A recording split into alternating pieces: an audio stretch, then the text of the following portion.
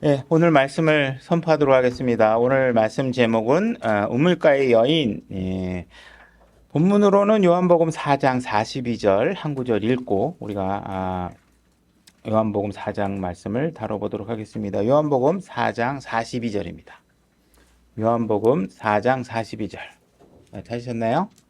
다 같이 소리내서 읽겠습니다. 한 구절입니다. 준비 시작.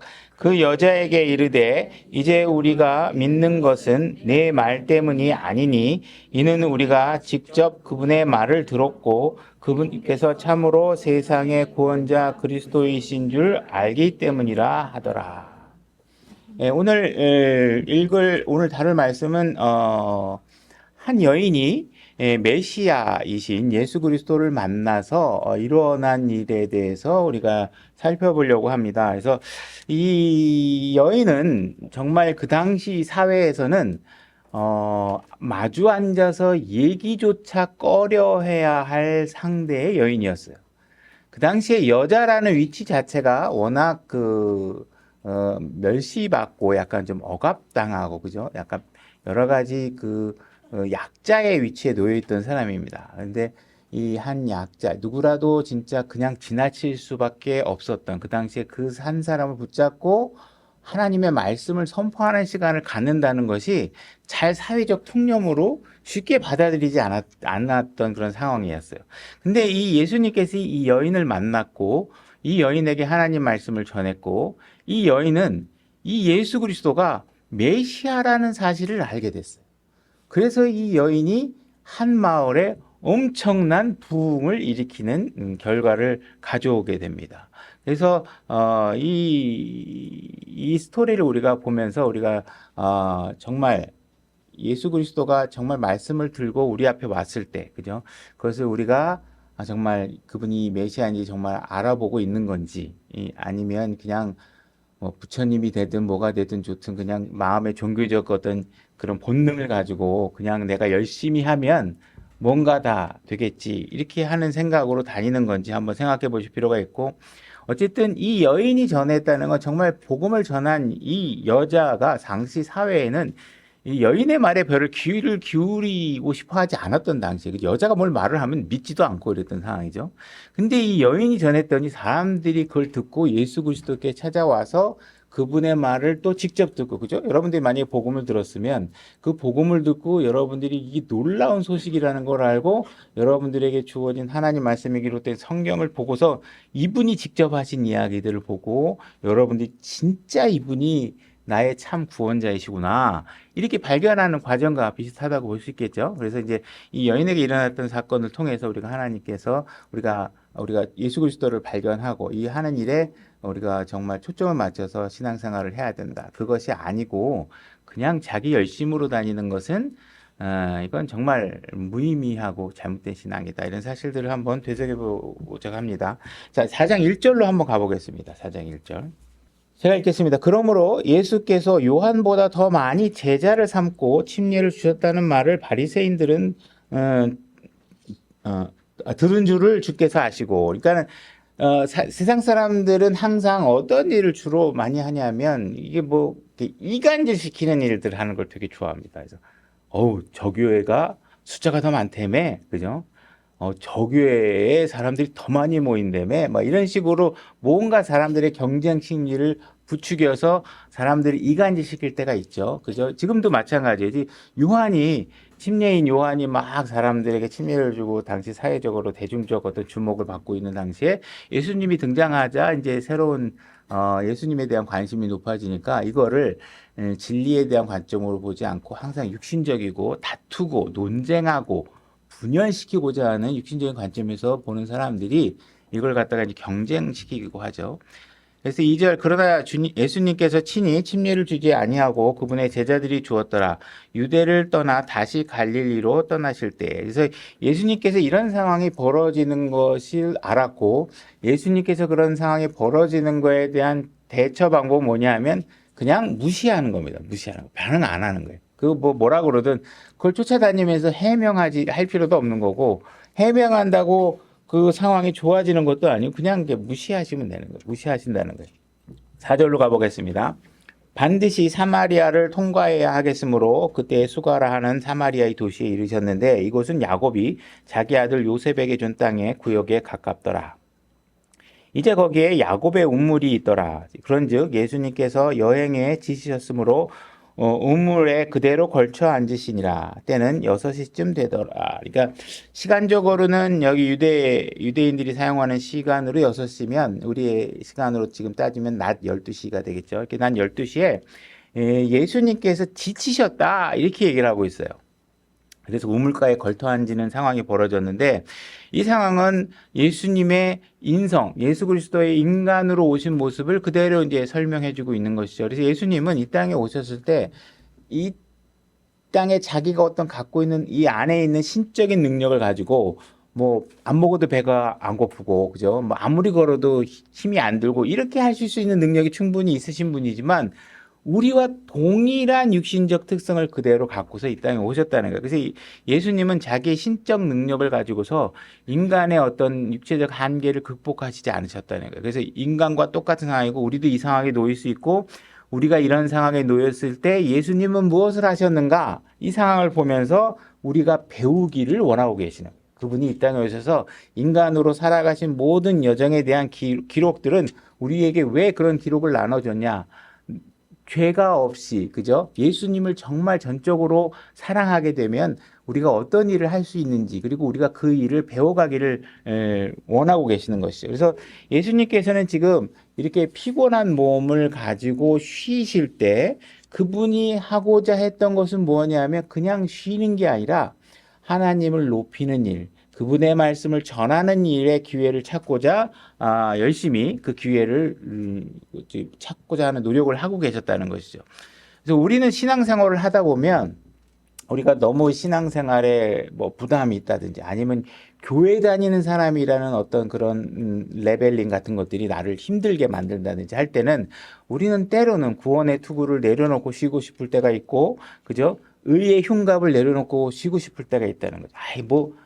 사람들이 나한테 너무 의에 대한 기준을 갖다 대는 게 너무 싫고, 나 오늘은 정말 진짜 신나게 나이트클럽 가서 한번 놀고 싶어. 뭐, 예를 들어서, 이렇게 좀 한번 쉬어야지. 어떻게 내가 정말 어떻게 하나님만 맨날 생각하고, 하나님 말씀만 다루고, 뭐, 이렇게 살겠어. 뭐, 이런 생각을 우리가 할 때가 있겠죠. 그러나 예수님께서는 절대로 육신적인 필요가 올 때도 무엇인가 자기 육신을 육신적으로 필요를 해결하려고 하는 게 아니라 항상 주님의 말씀을 다루고 계신다는 것이에요. 그죠? 이것이 우리가 취해야 되는 방법이라는 거예요. 쉬는 동안에서도 복음을 전하기 위해서 우리가 노력해야 된다는 거예요.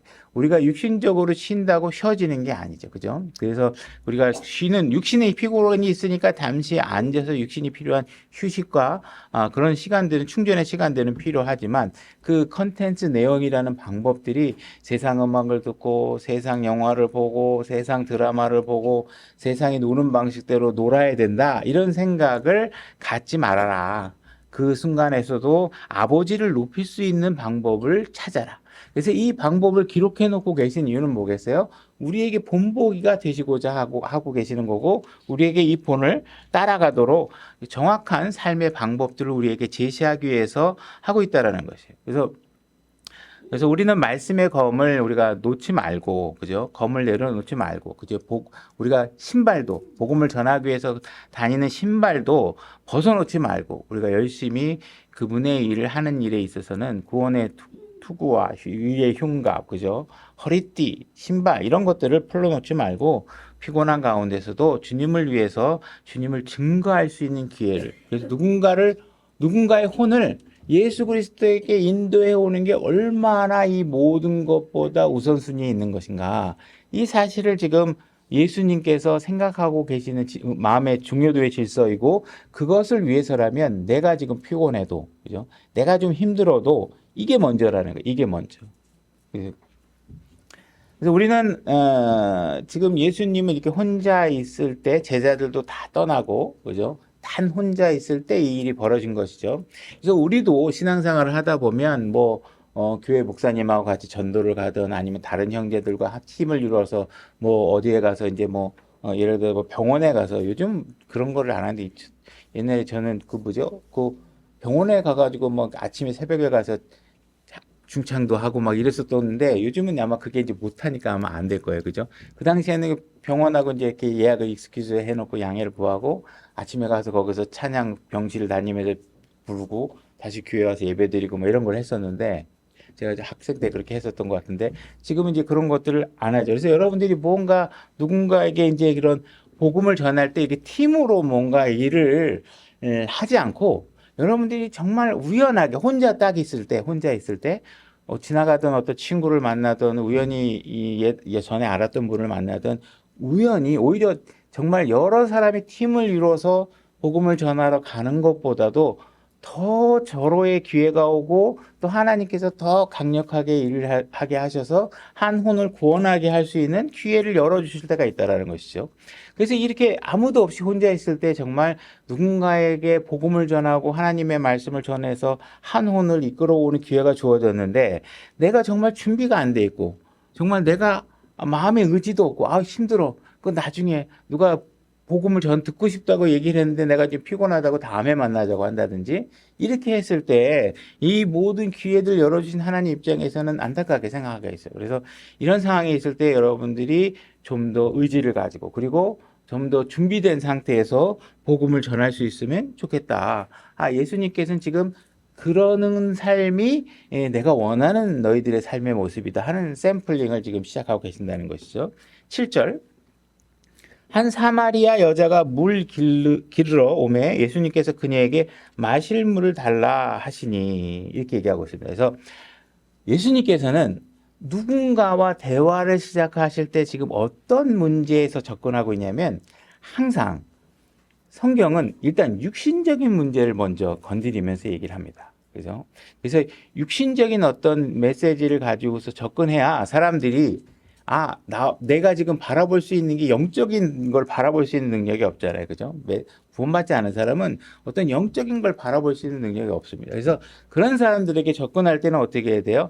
요즘 뭐 살기 힘드시죠? 아니면 제가 좀 뭐가 아픈데 혹시 이런 치료 방법 알고 계세요? 뭐 이렇게 하면서 서로가 육신적인 공감을 일으키는 방법들로 접근해서 이야기를 시작하시는 것이죠. 그래서 항상 예수님은 육신적인 것 먼저 접근해 시작하고 계시다.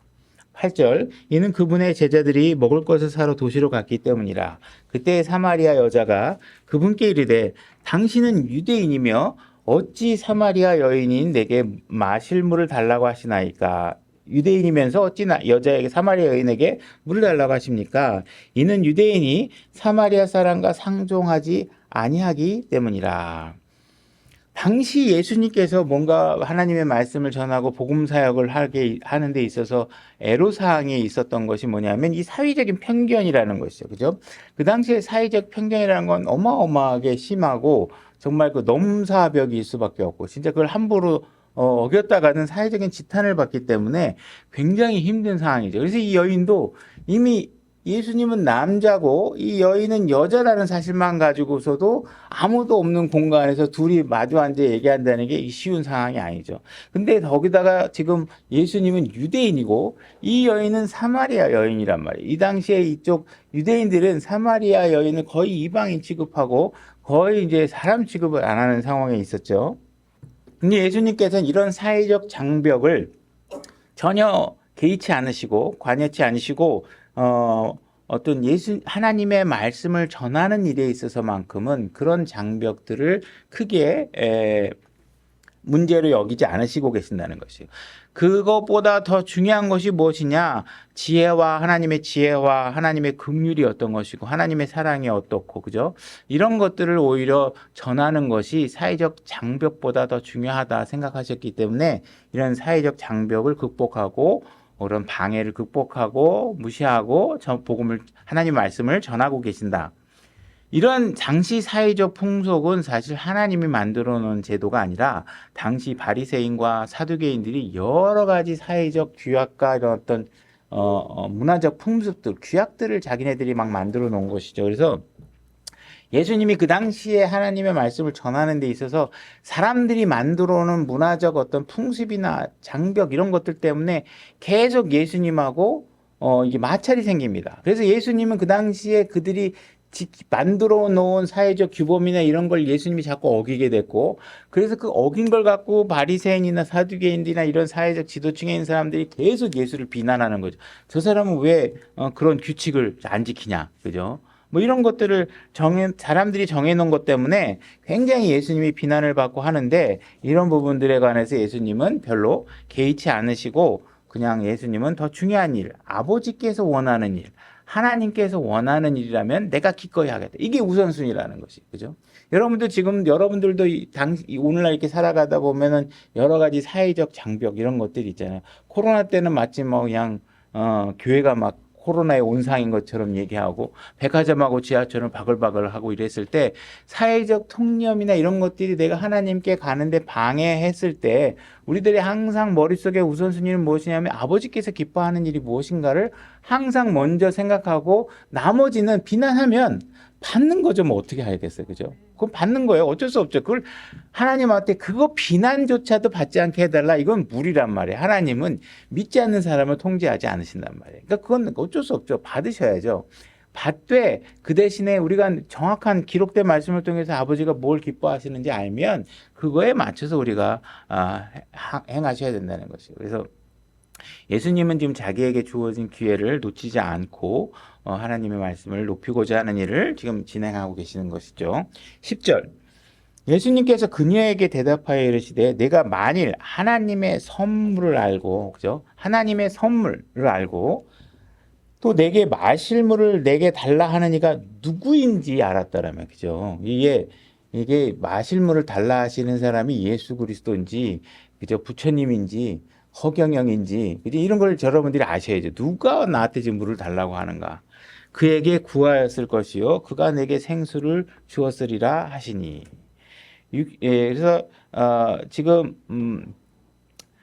예수님께서는 지금 좀 전에 육신적인 문제를 다루시다가 물을 달라 이렇게 하면 내가 지쳤다, 물을 마시고 싶다, 이런 식으로 하다가 이제 바로 영적인 문제를 깊숙이 다루시는 일들을 하시게 돼요. 그죠?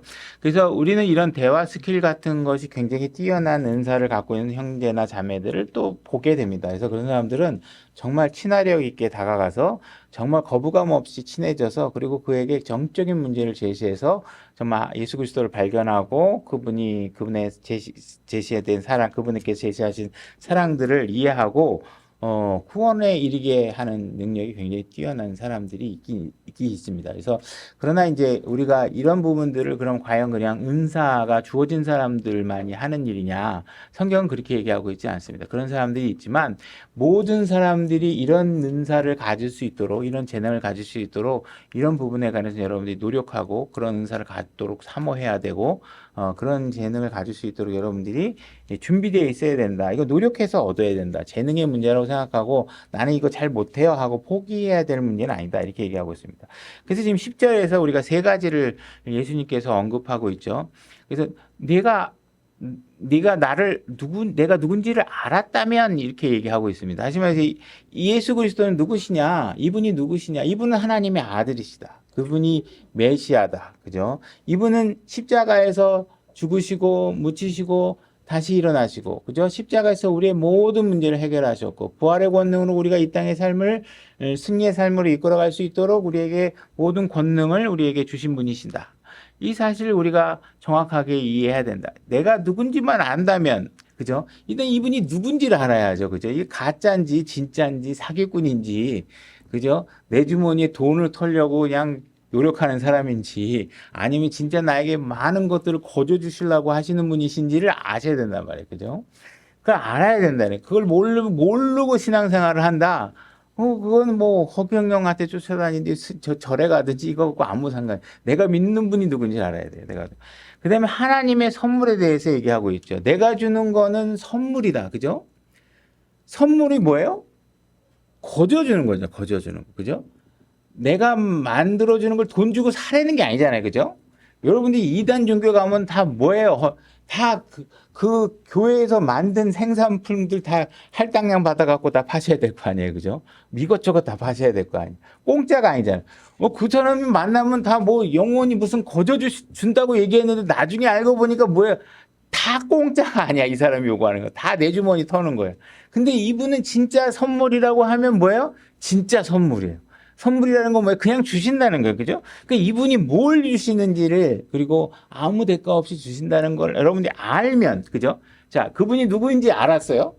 그분이 주는 게 나에게 주는 게 영원한 생명이야. 이건 내가 돈을 주고 살 수도 없어. 그러니까 우리한테 대가를 요구할 수가 없단 말이에요. 하나님께서. 어떻게 대가를 요구해봐야 나는 파산 상태인데 나에게서 뭘 받아내시겠어요?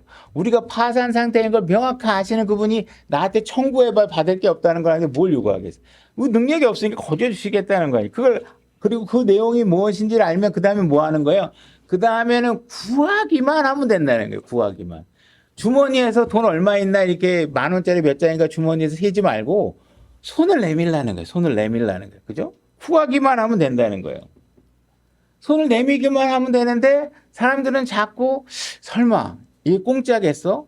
내가 내일부터 열심히 해서 구원을 이루어야지. 막 이런 생각을 하면 지금 내가 누군지도 모르고 내가 주려고 하는 선물인지 네가 모른다는 거예요. 네가 네 주머니에서 꺼내서 살 수 있는 게 아니라는 거예요. 그죠? 그러니까 앞에 거를 모르면 구할 수가 없는 거예요. 구할 수가 없는 거예요. 그 다음에 구하지 않고 뭐 하려고 그래요? 살려고 그래요. 자꾸 살려고 해요. 산다는 건 뭐예요? 자꾸 내가 대가를 치르고 뭔가 내가 사야 된다고 생각하는 거예요.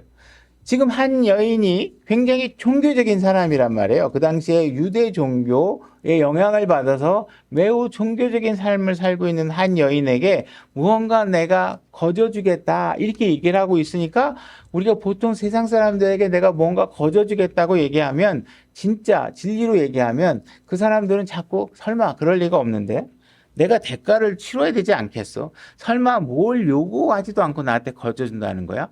이렇게 생각하면서 에이 내가 안 믿어. 어떻게 공짜로 주시겠어? 이렇게 하면서 거부한다는 거예요. 근데 지금 예수님께는 정확하게 내가 주는 건 선물이다. 내가 그냥 준다고 하면 그건 진짜 그냥 주는 거야. 나는 세상 사람들과 같지 않다고 얘기하는 거예요. 그래서 정말 그리고 원하기만 하면 그가 네게 생수를 주었으리라. 그죠? 그래서 우리가 구하기만 하면 된다는 거예요. 그러니까 선물을 받는 자세는 우리가 겸손한 마음으로 그 가치를 주고 손을 내밀어서 받아들이면 돼요. 근데 손을 내밀어서 받지 않으면 주고 싶어도 선물이라는 게 그렇잖아요. 내가 누구에게 뭐 선물을 주는데 안 나가고 있어. 안 받아. 필요 없어. 그러면 주는 사람이 손이 얼마나 민망하겠어요. 그죠? 난 열심히 주고 싶은데, 그죠? 뭐, 제가 이제 뭐, 서예도 하고, 뭐, 사진도 찍고 취미가 있는데, 예를 들어서 뭐, 어느 날은, 야, 글씨가 잘 된 것 같아. 누구한테 선물 이거 주면 좋겠어. 그죠? 나만 맨날 보면 뭐 하겠어요. 그죠? 근데 그 사람이 그걸 받고 싶어 해야 주지. 그건 별로, 에이, 그 필요 없어요. 그 집만 돼요. 그러면 줘봐야 의미가 없잖아요. 그죠? 예수님께서 아무리 좋은 걸 여러분들에게 갖고 와도 그게 뭔지를 모르고 손을 내밀지 않으면 하나님께서 주시길 수가 없는 것이죠. 그래서 우리가 그걸 발견하려면 여러분들이 겸손해지셔야 돼요. 여러분들이 겸손해진다는 건 뭐예요? 예수님 앞에서 죄인이라는 사실을 아셔야 돼요. 여러분들이 생산해낼 수 있는 게 죄 말고는 없다라는 사실을 아셔야 돼요. 그래 예수님께서 주시고자 하는 것이 얼마나 값진 것인가를 여러분들이 아실 수 있어야 되는 거죠. 11절 여자가 그분께 이르되 선생님이여 선생님께는 물기를 그릇도 없고 이 우물은 깊은데 선생님이 어디서 그 생수를 얻겠나이까? 우리 조상 야곱이 이 우물을 우리에게 주었고 또 여기서 그와 그의 아이들과 그의 가축들이 마셨는데 선생님이 그보다 더 크시나이까 하매. 지금 이 종교적인 여인이 얘기하고 있는 건 뭐냐면 자신의 출생과 혈통을 얘기하고 있는 거예요. 난 조상으로부터 내려오는 종교가 있다. 그리고 조상으로부터 물려받은 우물이 있다. 그리고 이 우물을 우리가 어떻게 사용하는지를 조상으로부터 물려받은 방법대로 잘 사용하고 있다. 이거를 통해서 우리 자녀들이 물을 마셨고 우리 가축들이 물을 마셔서 많은 혜택을 받고 있다. 그래서 이 종교라는 거를 통해서 내가 많은 혜택을 받았다. 이렇게 고백을 하고 있는 거예요. 그래서 이 땅의 종교들은 나름 사람들에게 유익이 있었던 것이죠. 그죠? 그러나 이 땅에 대한 유익만 있을 뿐이지, 그죠? 뭐, 불교를 믿는다 그래서 뭐 해로울 건 없잖아요. 착하게 살아라. 그죠? 남을 함부로 해코지 하면 안 된다. 뭐 이런 거 다 똑같이 가리키잖아요. 그죠? 근데 이 땅에 종교를 갖고 있다 그래서 나쁜 게 아니라 그 종교적인 질서 안에서 사람들이 유익하게 살아가는 방법들을 제시하고 있기 때문에 웬만한 종교들은 사이비 종교가 아니라면 삶의 유익들이 있다. 그죠?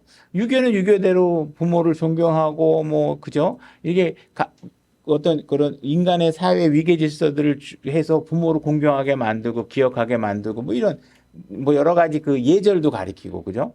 불교는 불교 나름대로 뭐 그런 어떤 윤회라든지 이런 걸 통해서 무슨 악을 가리키는 건 아니잖아요. 비진리지만 나름대로 그 진리 속에서 하고 있는데 문제는 뭐냐? 이거는 거기에 생명이 없단 말이에요. 다음 삶에 대해서 책임져 주는 게 없는 거예요. 그죠? 그러나 예수님이 줄 수 있는 건 뭐예요? 생명수라는 거예요. 영원한 생명을 살 수 있다라는 거예요. 종교가 줄 수 없다라는 거예요. 너희 종교는 이 땅에서 좀 좋을지 모르지만 그걸로 갖고는 해결되지 않는다. 내가 주는 걸 먹어야, 내가 주는 물을 마셔야 네가 모든 문제를 해결하고 이 땅에서의 문제뿐만 아니라 영혼의 세계에 관한 문제까지 다 해결할 수 있다. 이 이야기를 하고 있는 거예요. 그래서 그걸 제시하고 있는 것이죠. 13절. 예수님께서 그녀에게 대답하여 이르시되 누구든지 이 물을 마신 자는 다시 목마르려니와. 자, 지금 이 여인이 자기의 종교와 출신과 자기의 종교 조상들로부터 받은 우물을 통해서 사는 방식에 대해서 유익성을 얘기했는데 예수님이 얘기하고 있는 건 뭐냐면 그래 그게 너 유익은 있겠지 이 땅에서 사는 거야. 그런데 문제는 뭐냐면 네가 이 종교에서 나오는 물을 먹으면 목이 금방 또 말라. 그죠? 이거를 마시면 영원히 갈증이 없어지는 게 아니라 잠깐 시원했다가 또 금방 말라. 그죠? 네가 수고의 우물에서 물을 마시면 뭔가 잠시 후에 다시 찾아오는 갈증 때문에 또 계속 물을 마셔야 돼. 그러니까 너는 이 종교와 수고와 네가 뭐 네 행위를 통해서 얻고자 하는 모든 것들은 잠시 하면 만족감은 있겠지만 잠시 뒤에는 곧바로 갈증이 올 테니까 그걸로 갈증을 해결할 수가 없어. 그러나 내가 주는 물을 마시면 어떻게 돼요? 이건 네가 할 수 있는 일하고 상관없이 이미 내가 십자가에서 완성해 놓은 것을 너에게 주는 거야. 그러니까 이 내가 주는 물을 마시게 되면 영원히 목마르지 않아. 그죠? 십자가에서 내가 다 해결해 놨어. 네가 거기다 보탤 거 하나도 없어. 네가 무엇인가 더 이루어야 된다고 노력할 거 하나도 없어. 내가 이루어 놨으니 너는 그걸 마시기만 하면 어떻게 돼요? 너는 받는 순간, 그죠? 그 모든 갈증이 해소되고, 해소된 갈증은 영원히 유지되고, 유지된 그 갈증이 해소된 것들은 영원토록 계속 간다는 거예요. 그러니까 여러분들이 해야 될 거는 뭐예요? 이 여인이 해야 될 건 처음에 받기만 하면 되는 거예요. 받기만 하면. 이걸 안 받으면 안 되는 거죠. 그죠? 안 받으면 아무리 여기 좋은 게 있어도 이 여인의 것이 될 수가 없는 것이죠. 받기만 하라는 거예요. 그러면 영원히 목마르지 않겠다는 거예요. 자, 14절. 누구든지 내가 줄 물을 마시는 자는 결코 목마르지 아니하리니 내가 줄 물은 그 사람 속에서 솟아나는 우물이 되어 영존하는 생명에 이르게 하리라 하시니라.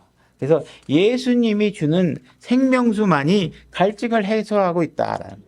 여러분들도 육신적으로 막 열심히 일하고 낮에 바깥에서 일하고 그러다면 막 갈증이 일어나고 막 이럴 때가 있잖아요. 격렬한 운동을 하고 나면. 그랬을 때 어떻게 돼요? 여러분들이 콜라나 사이다 이거 마시면요. 엄청 시원해요. 막. 근데 엄청 시원한데 문제는 뭐예요? 이 조금 있으면 막 계속 콜라를 마셔야 되고 계속 사이다를 마셔야 돼요. 시원한 물 한 잔만큼 못 하잖아요. 그죠? 그래서 예수님께서는 지금 내가 주는 건 시원한 콜라나 사이다나 주스와 같은 게 아니라 한번 마시면 다시는 마실 필요가 없을 만큼 아주 다시는 마실 필요가 없이 갈증이 완벽하게 해소되는 것이다. 이게 내가 주는 생명수다. 이 얘기를 하고 있는 거예요. 비로소 여러분들이 혼의 갈증을 해결할 수 있게 되는 것이 내가 제공하는 이 생명수다. 이 얘기를 하고 있는 거죠. 그래서 많은 종교들이 내가 뭐 영원한 생명을 영생교 뭐 이러면서 과거에 뭐 그런 이단 종교들이 계속 이제 거짓으로 무엇인가를 준다고 얘기했는데 주는 게 뭐 예수 그리스도를 주는 게 아니라 전부 다 자기 자신이 만든 교리나 자기 자신이 만든 어떤 신념들을 다 먹이고서 마치 이 교회에 충성하면 나에게 충성하면 무엇이 이루어질 것처럼 얘기를 하고 예수 그리스도를 전하지 않은 것이죠. 그러니까 그들은 계속 신앙생활 하는데 뭔가 그 목사한테 칭찬 한마디 받으면 막 되게 기분 좋고 막 그냥 막 그런데 조금 있으면 인생의 문제가 해결이 안 돼요. 그죠? 그러니까 계속 갈등이 되는 상황이 되는 거죠.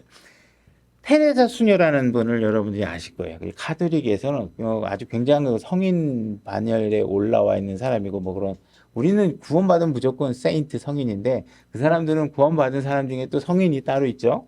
그래서 이 테레사 수녀라는 사람이 있는데 이 사람이 그 남겨놓은 서신이 있대요.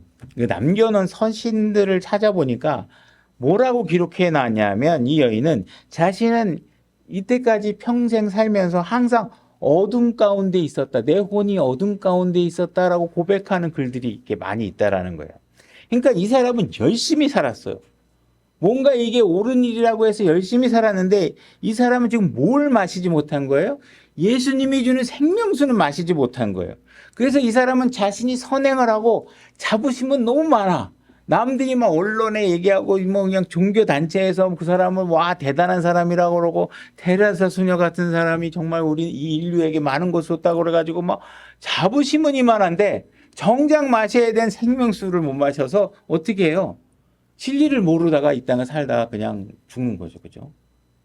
뭐 이분의 결정적인 구원은 내가 알 수는 없지만 어쨌든 이 사람은 생명수를 못 마셔가지고 그게 뭔지도 모르고 살았으니까 오히려 구원받지 못했을 개연성이 높겠죠. 우리가 내가 확실하게 판단할 수 없지만 이 기록된 걸로만 봤으면 정말 내가 어둠 속에 있었다면 그죠? 그는 그냥 자신이 속한 종교 단체에 충성하는 게 전부인 줄 알고 있었던 것이고, 그죠? 그들에게 인정받는 것이 삶의 최고의 선인 줄 알고 있다가 정말 예수 그리스도를 제대로 이해하지 못하고 그분을 만나지 못하고 살다가 죽었을 수도 있는 것이죠, 그죠? 그러니까 여러분들은 예수님이 주시는 생명수를 마셔야지 어떤 교주가 주는 생명수를 마시거나 잘못된 정답들을 가지고선 진리인 것처럼 행동하면 안 된다. 그래서 우리에게 얼마나 감사히 이 기록된 성경이 있다는 걸 제 주장으로 여러분들이 설득당하는 게 아니라 온 인류가 몇천 년 동안 써왔던 성경을 여러분들이 조금만 관심을 가지면 무엇이 진리인지 안다. 근데 성경을 안 보고 어떻게 해요? 사람들이 달콤하게 나를 막 해주는 이야기를 듣고 간단 말이에요. 여기에 있는데 그건 믿기 싫다는 거예요. 일단 나한테 듣기 좋은 얘기가 좋다는 거예요. 내가 하는 게 잘한다고 얘기하는 거 듣기 좋다는 거예요.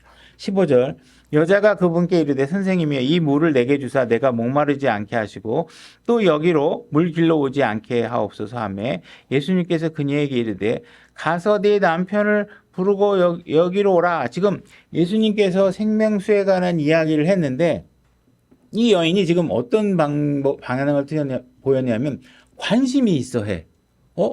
그런 방법이 있어요?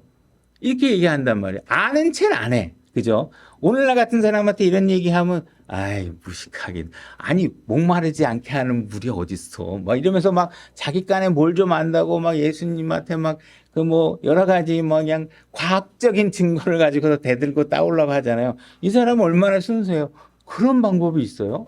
난 정말 모르는데 진짜 알고 싶어 하잖아요. 그럼 방법이 뭐예요? 어떻게 하는 거예요? 이렇게 알려달라고 하니까 이제 예수님께서 뭘 하고 있냐면 네 남편을 여기로 오게 해라 이렇게 얘기하고 있어요. 다시 말해서 지금 예수님께서 하고 있는 일은 뭐냐면 이 여인의 죄를 지적하고 있어요. 보세요. 하니 여자가 응답하여 이르되 나는 남편이 없나이다 하며 예수님께서 그녀에게 이르되 네가 나는 남편이 없나이다 하고 잘 말하였도다. 네게 5 남편이 있었고 지금 네게 있는 자도 네 남편이 아니니 그 점에서 네 말이 참되도다 하시니라. 그죠? 이 여인이 지금 자기의 죄에 대해서 자기 삶에 대해서 허풍을 떨거나 미워하거나 이러지 않는단 말이에요. 일단 여기서 제일 중요한 건 예수님께서 뭘 얘기하고 있냐면 현대 기독교에서 이 말씀을 잘 다루지 않는 이유는 뭐냐면 예수님이 죄를 지적하고 있는 부분 때문에 잘 다루지 않는 거예요. 우리는 복음을 다룰 때 항상 먼저 다뤄야 될 게 뭐냐 하면 듣는 사람이 관심을 가졌으면 그 다음에 자기가 죄인이라는 사실을 인정할 수 있게 해줘야 된단 말이에요. 너 죄인이다. 왜? 남편을 5씩이나 가졌으면 사회적 통념상도 그렇고 성경에서도 그렇고 죄인이잖아요. 우리가 이 예수 그리스도의 우리가 가정이라는 것은요. 예수 그리스도가 우리에게 보여주고 싶어하는 구원의 계획의 모델링이에요. 그죠? 이 가족의 모델이 망가지는 게 살리는 것은 여러분들은 예수 그리스도 복음에 대한 현실적 삶의 간증을 망가뜨리고 있는 거나 마찬가지. 그죠? 이게 죄예요. 그죠? 죄니까 예수님께서 죄를 지적하고 있는 거예요. 근데 오늘날 현대 기독교는 어떻게 해요? 죄를 별로 지적하고 싶어 하지 않아요. 죄 지적하면 교회 안 나올까 봐 잘 얘기 안 해요. 그죠? 우리가 왜 복음이 필요합니까? 이 사실을 정확하게 이해하고 있어야 돼요. 왜 복음이 필요하냐? 내가 죄인이기 때문에 필요한 거예요. 여러분들이 죄인이 아니라면 복음이 왜 필요해? 예수님이 이 땅에 오셔서 왜 죽으셔야 되고, 그죠? 피를 흘리셔야 되고, 왜 그래? 죄 때문에 필요한 거예요. 근데 죄의 문제를 다루지 않고 그냥 예수 믿고 복 받으세요. 교회에 오면 뭐 마음이 편하네요. 교회에 오면 뭐가 좋아요 하면서 뭔가 좋은 것만 갖고 유인을 하면 안 되죠. 그죠? 우리 예수님께서는 분명히 우리 죄 때문에 죽으셨는데 그 죄의 문제를 간과하고 뭐 그 별거 아닌 것처럼 얘기하고 그냥 아유 괜찮아요. 이렇게 뭐 그냥 뭐 아내 몇 명 데리고 사는 건 뭐 어때요? 뭐 남편 몇 명 좀 뭐 이혼 파혼하고 뭐 어때요? 그런 거 다 포용하고 뭐 심지어 뭐 동성애면 어때요? 우리는 사랑이에요. 우리는 사랑으로 여러분들 대합니다. 이러면서 죄를 지적하지 않는 교회가 돼버리면 안 된다. 예수님은 정확하게 죄를 지적하고 있고 이 여인은 솔직하게 그 상황들을 얘기했고 그죠? 그래서 우리가 나는 범법자다. 율법을 어긴 죄인이다. 이 사실을 아는 것이 너무나도 중요하다는 사실을 지금 지적하고 있는 것이에요. 그죠? 그래서 우리의 구원이다 하는 건 뭐예요? 우리가 어디로부터 구원받는 거예요? 왜 복음 믿어요? 구원받으려고. 그럼 구원은 어디로부터 받아요? 죄로부터. 왜 여러분들에게 구원자가 필요해요? 여러분들을 죄로부터 구원해 주실 분이 필요하기 때문에 구원자가 필요합니다. 그러니까 죄의 문제를 소홀히 여기면 안 된다는 것이죠. 자, 19절. 여자가 그분께 이르되 선생님이여 내가 보니 선생님은 대언자로소이다. 자, 예수님께서 지금 죄를 지적했어요. 근데 이 여인이 이미 벌써 앞에 마음 문이 열려 있죠. 내가 뭔가 가르쳐 주신다면 그런 방법이 있습니까? 따지는 게 아니죠. 조롱하는 것도 아니고 진짜 어떻게 하면 좋겠어요. 그러니까 바로 죄를 지적했고 죄를 지적했더니 이 여인은 자기 삶에 대해서 과장하거나 속이거나 하지 않고 남편이 없다고 얘기했고 예수님께서 내가 정말 참되구나. 그죠? 참돼야 돼요. 우리가 정말 정직하고 진리 죄는 치울 수 있어요. 우리가 육신을 갖고 있잖아요. 죄를 어떻게 예수님이 아니서 한 번도 안 지고 살라고 우리가 그렇게 되도록 노력하지만 정말 죄를 안 짓고 살 수가 없죠. 죄를 짓는단 말이에요. 그러면 그 다음에 우리가 해야 될 게 뭐예요? 솔직해야 돼. 죄인이라는 사실을 인정해야 돼. 근데 나는 그게 무슨 죄야? 그 정도도 안 짓고 사는 사람이 어딨어? 뭐 이런 식으로 하면 안 되죠. 그죠? 그래서 이게 죄를 지적했는데 오늘날 사람들은 죄를 지적하면 어떻게 해요? 기분 나빠하고 분노하고 뭐래도 뭐 하나 얼굴에다 던져야 막 직성이 풀릴 것 같이 얘기하고 그죠? 당신 죄인입니다. 우리는 죄인입니다. 구원을 받아야 되는 죄인입니다. 이렇게 얘기하면 굉장히 불쾌하고 거부감 들고 막 이런단 말이에요. 근데 이 여인은 지금 뭐예요? 합당한 반응을 보이는 거예요. 그분의 말씀이 합당한 반응을 보이고 있다라는 거예요. 그래서 우리가 거룩하신 하나님 앞에 서면 우리가 취해야 될 자세는 뭐냐 하면 겸손한 마음이에요. 나를 낮추는 그분과 나는 비교가 안 돼요. 나는 진짜 쓰레기고 죄인이고 아무것도 할 수 없고 무능하고 파산 상태고 이 사실을 인정해야지. 나 좀 돈 좀 있는데 나 좀 배웠어. 나 박사라니까. 나 목회 몇 년 했던 사람이야. 이러면서 하나님 말씀보다 자기의 과거 이력이나 위치가 더 높은 것처럼 생각하면 이게 예수님이 뭘 도와줄 수 없다는 거죠. 그죠? 다시 죄인이 취해야 될 자세는 겸손해야 되는 거예요. 그리고 그 죄를 지적하면 아멘하고 받아들일 수 있어야 돼요. 근데 마치 자기가 죄 지은 것이 없는 것처럼 하면 안 되겠죠. 20절. 우리 조상들은 이 산에서 경배하였는데 당신들은 이르기를 사람들이 마땅히 경배해야 할 곳이 예루살렘에 있다 하나이다. 지금 이 여인은 종교에 관해서 잘 알고 있어요. 그죠? 그래서 유대 종교에 관해서 잘 알고 있어요. 유대 종교라는 건 예루살렘에 가지 않으면 유대 종교의 삶은 이루어질 수가 없어요. 그죠? 그래서 이제 이 사람은 지금 종교에 관해서 잘 알고 있어요. 예루살렘에 가야 된다. 그렇게 얘기하고 있지 않냐, 유대인들이. 이렇게 얘기하고 있는 것이죠. 그죠? 근데 예수님께서 그녀에게 이르시되 여자여 내 말을 믿으라. 그죠? 예수님께서는 우리에게 뭘 제시하고 있냐면 믿어야 될 내용을 알려주고 있어요. 일단은 믿어야 된다는 거예요. 그러면서 뭘 얘기하고 있냐면 예수님은 항상 먼저 해답을 우리에게 주신단 말이에요. 구약에는 해답이 없었어요. 구원자가 있는데 그분의 이름이 뭐냐? 도대체 나하고 하나님하고 얘기하고 싶은데 하나님이 쓰는 언어와 내 언어가 틀린데 내가 어떻게 하나님에게 내 입장을 얘기해 줄 수 있느냐? 막 그러면서 그 구원에 관해서 인간과 하나님의 간극을 어떻게 우리가 극복할 수 있느냐? 그분이 나중에 예수 그리스도로 이 땅에 오신 뒤에는 어떻게 해요? 그분이 모든 문제의 해답이 되시는 거예요. 구약에는 우리가 어떤 문제가 있는지에 대해서 알려주는 과정이 있었어요. 율법을 우리에게 주시고 율법대로 사니까 인간이 온통 그 율법을 어기는 거 투성이야. 그죠? 탐심을 하지 말라고 하는데 탐심이고 남의 걸 탐하지 말라고 하면 탐하고. 구약은 문제를 인식하게 만들어주는 거면 신약은 어떻게 예수님께서 이 땅에 오신 뒤에는 모든 해답이 예수 그리스도로 모든 게 해답이 되는 거예요. 그죠? 그분이 주시는 건 다 해답이에요. 그러니까 여러분들은 해답을 어디서 얻으셔야 돼요? 신약에서 얻으셔야 돼요. 신약에서. 구약에서 해답을 찾으시면 안 돼요. 막 그냥 여러분 구원을 받으려면 유월절을 잘 하셔야 됩니다. 막 이러면서 기껏 예수님이 그냥 쉽게 구원받을 수 있게 해줬는데 뭐 유월절에 뭐 어떻게 어떤 제사가 있었고 뭐가 어떤 의미고 뭐 이거 다 알아야 구원받을 수 있는 것처럼 해버리게 되면 거꾸로 가는 거야.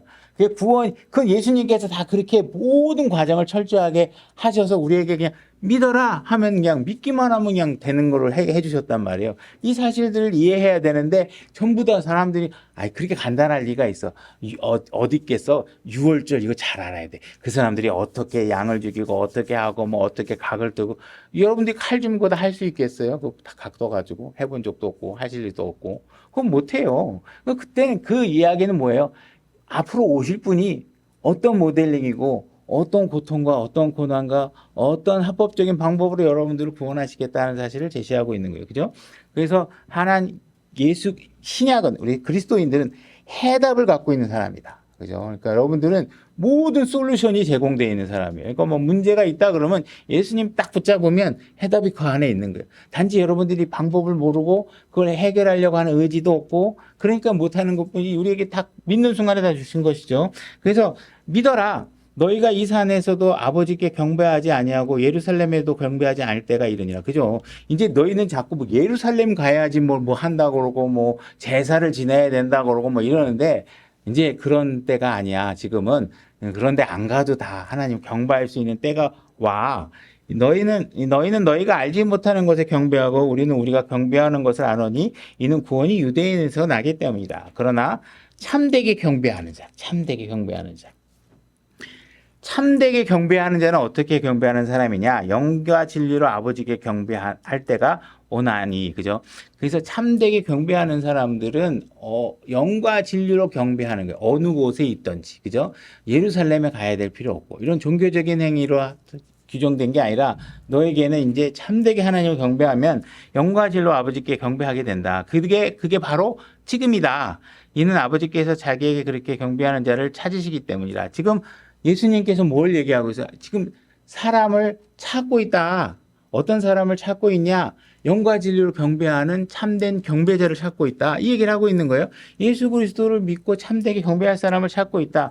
하나님은 영이시니 그분께 경배하는 자들이 반드시 영과 진리로 그분께 경배할 것이다. 그래서 주님은 우리에게 구원해 주시고자 하는 것이고 나를 찾아서 이 구원을 받고 나와 개인적인 관계를 맺을 사람을 찾고 있다. 이 말씀을 하고 계시는 거예요. 더 이상 유대인의 집합적인 이런 하나님으로만 계시는 게 아니라 이제 나는 너희와 개인적인 관계를 갖고 나를 찾아라. 네가 나 찾았어? 그럼 난 너하고 이제 관계가 되는 거야. 난 유대인이나 무슨 집단이나 이런 것과 릴레이션십을 갖는 게 아니라 나 너하고 관계를 가는 거야. 너 나 영접했어? 너하고 나하고 이제 1대1 관계가 된 거야. 이제 우리는 어떤 유대교를 소개하고 어떤 교단을 소개하고 그죠? 어떤 목사를 소개하고 이런 게 아니라 넌 나하고 1대1 관계야. 예수 그리스도와 너는 1대1 관계야. 이 1대1 관계를 유지할 사람을 내가 찾고 있다라는 거예요. 그래서 누구든지 어떤 사회적 위치에 있든 어떤 성별이든 어떤 국가에 있든 누구든지 나를 찾고자 하면 그 사람에게 그죠? 내가 갈 것이고 우리 1대1 관계가 될 수 있어. 난 개별적인 관계를 맺고 싶어. 이렇게 얘기하고 있는 거예요. 근데 만약 몰몬교나라든지 뭐 이래서 카톨릭이라든지 이런 사람들은 사람들을 어디로 구원하려고 그래요? 구원해서 뭘 하려고 그래요? 자기 교회 소속의 일원으로 만들려고 하는 게 목표예요.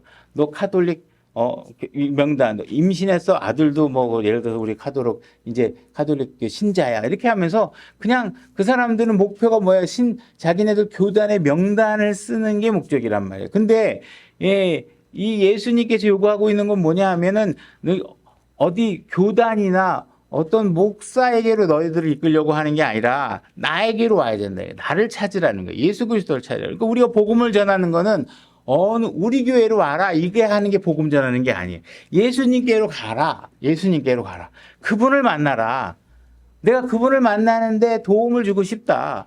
필요하면 내가 도움을 주고 싶고 네가 정말 구원받으면 올바르게 신앙할 수 있는 교회를 소개시켜 주고 싶다. 그죠? 그래서 가능하면 교회가 하나님의 말씀을 잘 가르치는 교회로 인도해서 같이 신앙을 하는 게 유익하겠죠. 그래서 어쨌든 우리는 지금 어떤 교회나 교단이나 어떤 목사나 이런 사람들을 소개시켜 주는 것이 복음을 전하는 게 아니라 예수 그리스도께 가도록 해라. 예수님께서 지금 찾고 계신다. 그런 사람들을 찾고 계신다. 그래서 우리는 지금 신약에 들어오면 어떻게 돼요? 예수님과 우리는 1대1 관계가 되잖아요. 우리는 저도 여기 들어와 가지고 이제 다른 사람들하고 식사하면 목사님 기도해 주세요 이런 거 안 하잖아요. 왜? 우리는 제사장을 통해서 하나님께 대화를 하는 시대가 끝났어요. 여러분들 각자가 기도하면 되죠. 밥 먹을 때 각자 기도하시면 되고 예를 들어서 무슨 공적인 행사가 있다든지 그럼 물론 목사가 대표로 오늘 같이 식사 기도해 주세요 뭘 할 수는 있겠지만 기본적으로 우리는 그걸 누구를 통해서 가야 되기 때문에 하는 게 아니죠. 우리는 직접 그냥 그분의 은혜의 왕자 앞에 담대히 나갈 수 있는 기회가 우리에게 다 길이 열려져 있잖아요. 그죠? 그래서 우리는 하나님과 예수 그리스도와 하나님과 직접적으로 만날 수 있고 내가 직접 의사 전달할 수 있는 통로가 열려 있다. 그러니까는 마치 목사에게 대신 기도해 주면 기도가 더 잘 된다든지 이런 거는 존재하지 않는다. 그죠? 근데 과거 2000년 동안 로마 카톨릭 교회는 다 어떤 식으로 했어요? 교회가 그들의 문제를 하나님께 대신 해결해 줄 수 있고 그들의 문제를 하나님께 대신 의사 전달을 해 주고 그죠? 신부님한테 가서 죄를 고백해야 대신 중간에 중재를 해 주고 이런 거 존재하지 않는다는 거예요. 직접 다 하나님과 예수 그리스도와 하나님과 우리가 직접 다 무릎만 꿇으면 만날 수 있으니까 그래서 이런 잘못된 종교관을 가지면 안 된다. 이제는 우리는 영과 진리로 예배를 드리고자 하면 어느 곳에든지 경배사할 수 있다. 25절 여자가 그분께 이르되 메시아 곧 그리스도라 하는 분이 오실 줄을 내가 아노니. 지금 사마리아 여인들조차도 그 당시에 메시아라는 분이 오실 거라는 사실을 알고 있었다는 것이죠. 알고 있었다는 것이.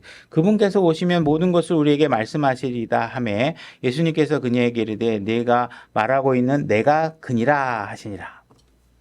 예수님께서는 지금 이 여인에게 내가 바로 네가 찾는 네가 기다리고 있었던 메시아다 이 얘기를 해주고 있는 거예요. 그죠? 이 당시에 여인들조차도 메시아가 오시는 분이 메시아라는 분이 이 땅에 오실 거라는 사실을 알고 있었다는 것이죠.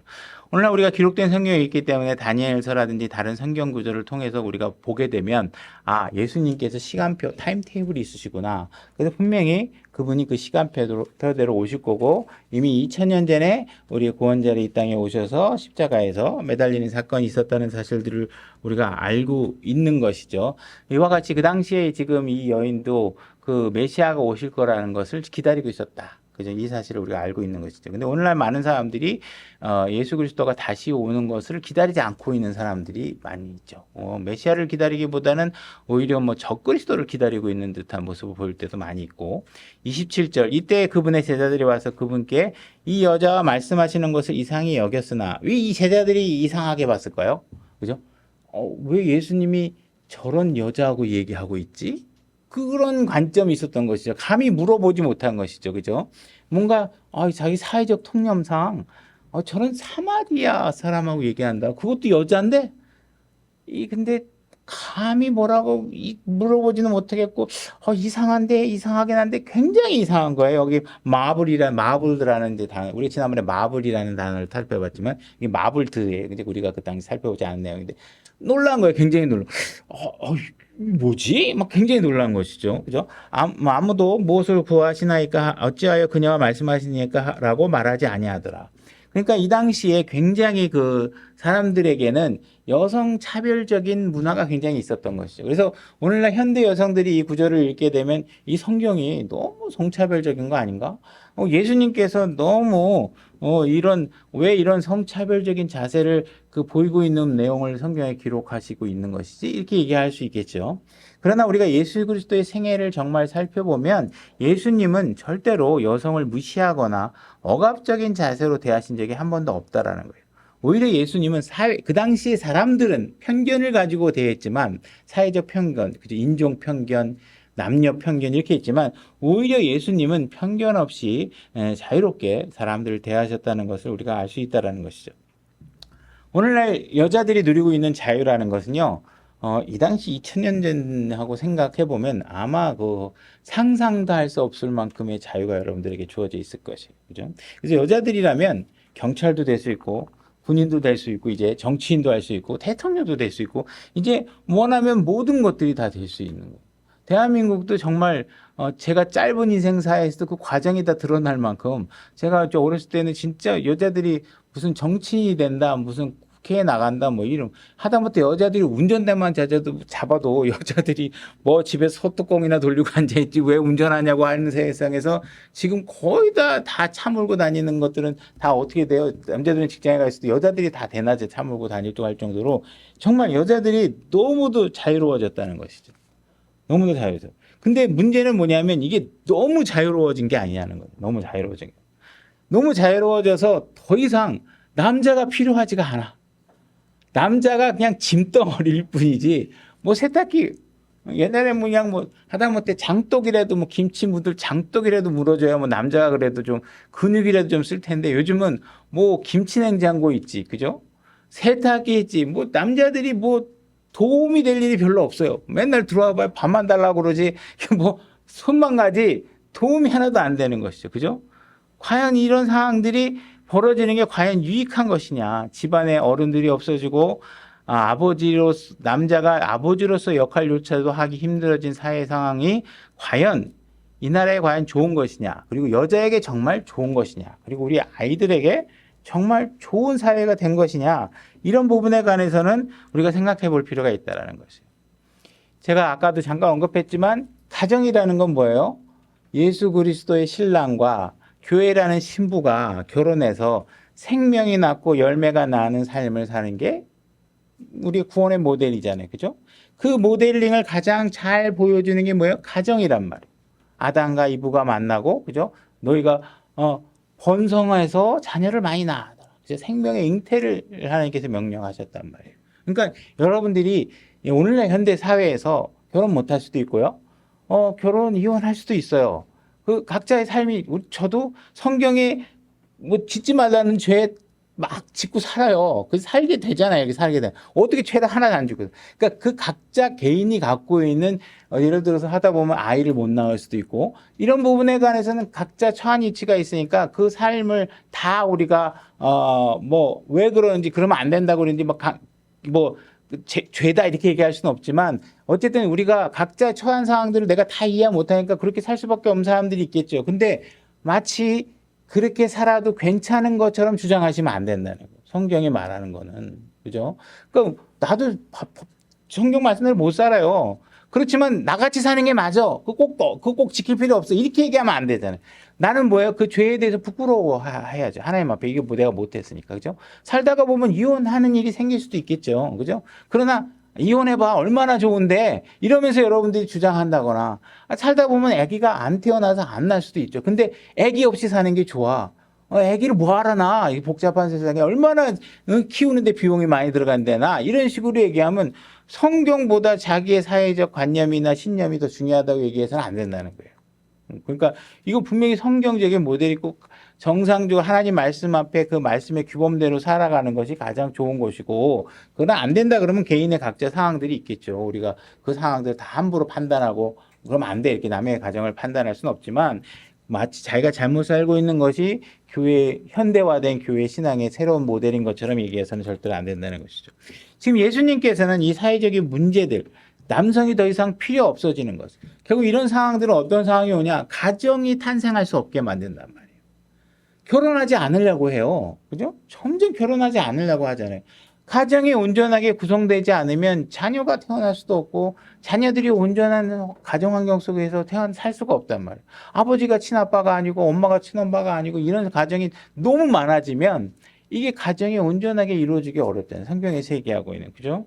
그래서 지금 성경에서 예수님께서 제안하는 방법은 뭐냐 하면, 이 세상에 많은 사람들이 이걸 뭐 돈으로 해결하고 뭐 어떻게 여러 가지 다른 방법으로 해결하라고 하시지만, 예수님께서 제안하는 방법은 뭐냐 하면, 예수 그리스도께서 교회를 사랑하시는 것처럼 너희가 너의 아내들을 사랑하라고 말씀하시는 거예요. 그게 솔루션이라는 거예요. 그것이 건강한 사회를 만들 수 있는 최고의 해법이라고 얘기하고 있는 거예요.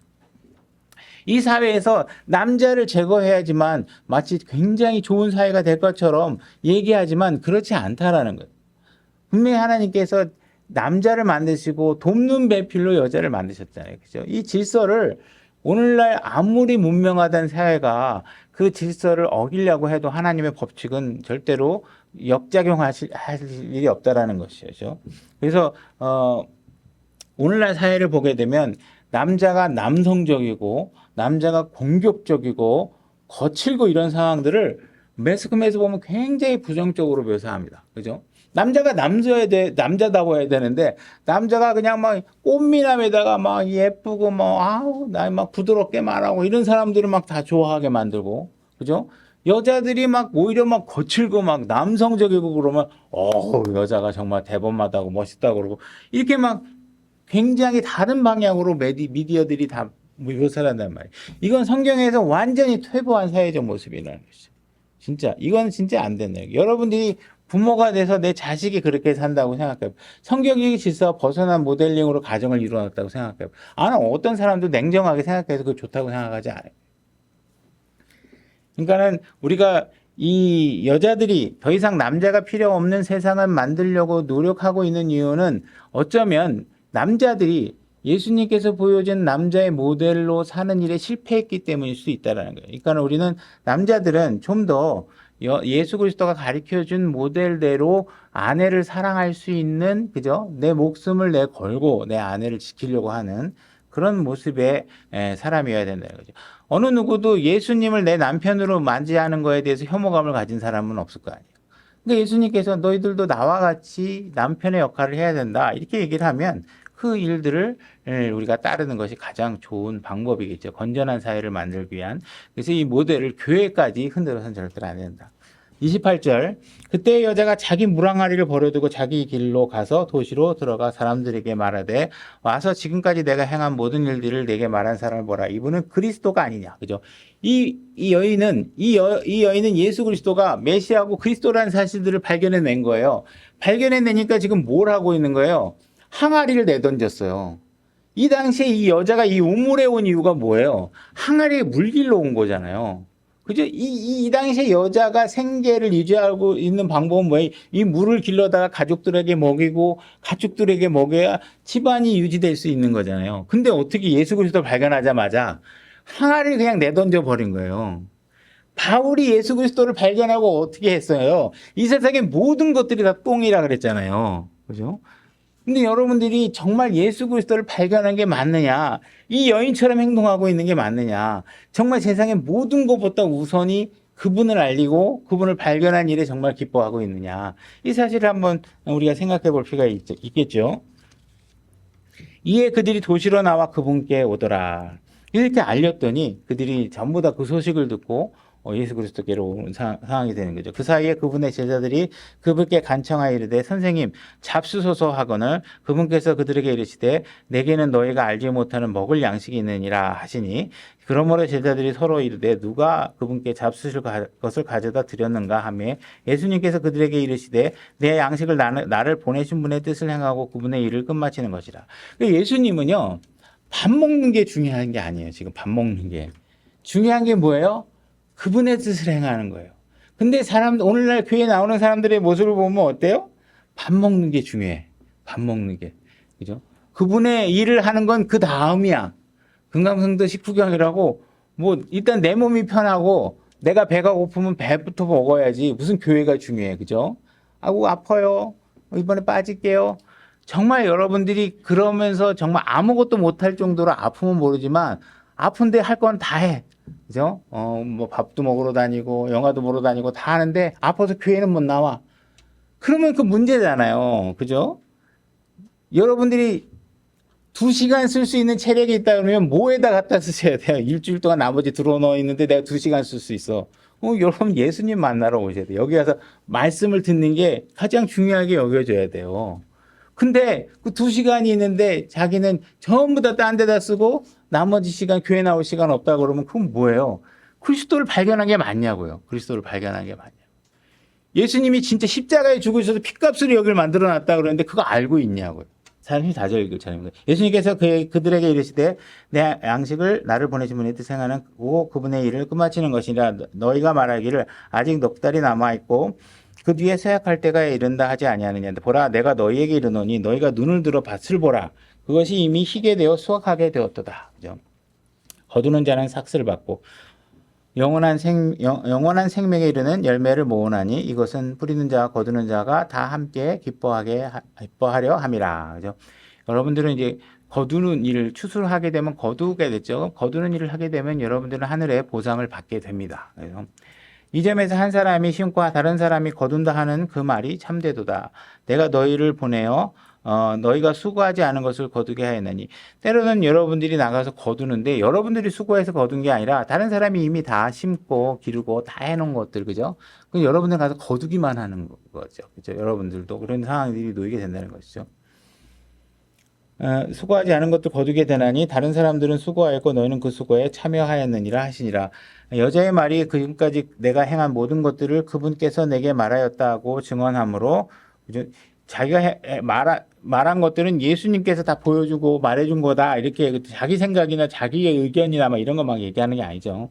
그 도시의 사마리아 사람들 중에 많은 이들이 그분을 믿더라. 이 여인으로 인해서 많은 사람들이 예수 그리스도를 믿게 된 거죠. 이에 사마리아 사람들이 그분께 와서 그분께 간청하여 그분께 자기들과 함께 머무를 것을 구하니 그분께서 거기 이틀을 머무심에 그분의 말씀으로 인해 더욱 많은 사람들이 믿고 그 여자에게 이르되 이제 우리가 믿는 것은 내 말 때문이 아니니 이는 우리가 직접 그분의 말을 들었고 여러분들이 누군가로부터 복음을 듣고 하나님의 말씀을 들었으면요. 항상 그거 예수 그리스도가 직접 말한 것이 맞는지를 확인하셔야 됩니다.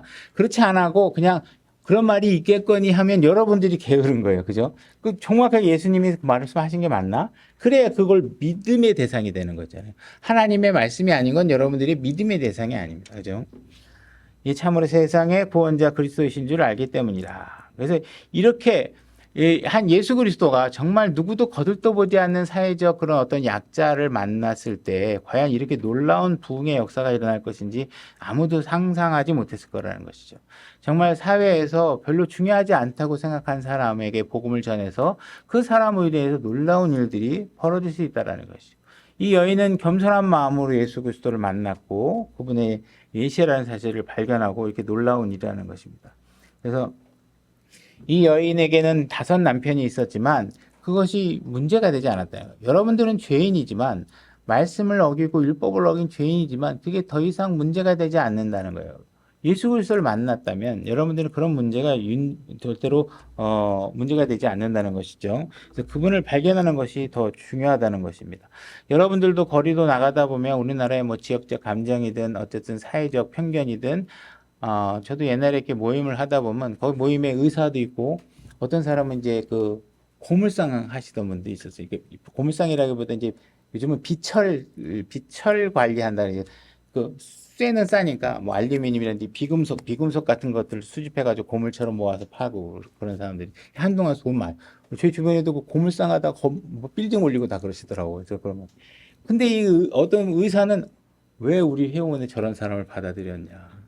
그러고 이제 막 불편해가지고 만나기 싫어하고 그다음 모이면 나가버리고 그러더라고요. 그래서 이 사람들마다 자기 편견이 있는 것이죠. 그죠? 내가 의사인데 내가 고물상 장사하는 사람이랑 만난단 말이야? 아, 싫다는 거예요. 웃기죠? 그죠? 물론 그 사람이 의사이기 때문이 아니라 그 사람의 인격에 문제가 있겠지만 우리가 이렇게 사회적 편견이 있는 상태에서 누군가를 대하면 안 되겠죠. 예수님께서 이 여인을 만나고 이 상황을 기록하신 게 왜 그러셨겠어요? 우리에게 하나의 샘플을 보여주시고 내 삶을 잘 연구해보고 삼구해보면 너희가 어떻게 살아야 되고 사람들을 어떻게 대하는지를 알 수 있을 것이다. 이런 동일한 자세로 너희도 다른 사람을 대해야 된다라고 우리에게 말해주고 있는 것이죠. 그래서 우리가 누구를 만날 때 더군다나 피곤할 때, 그 피곤을 여러분들이 육신적으로 해결하는 기회로 삼지 마시고 피곤하다 하더라도 내 주변에 하나님을 높일 일이 무엇이 있는지 이런 상황들을 항상 찾아볼 수 있는 사람이 되셔야 되고 항상 말씀의 검을 능숙하게 사용할 수 있도록 여러분들이 항상 준비되어져서 여러분들이 하나님께서 열어주는 기회들을 놓치지 않는 삶을 사시길 바랍니다. 오늘 말씀 여기까지 하겠습니다.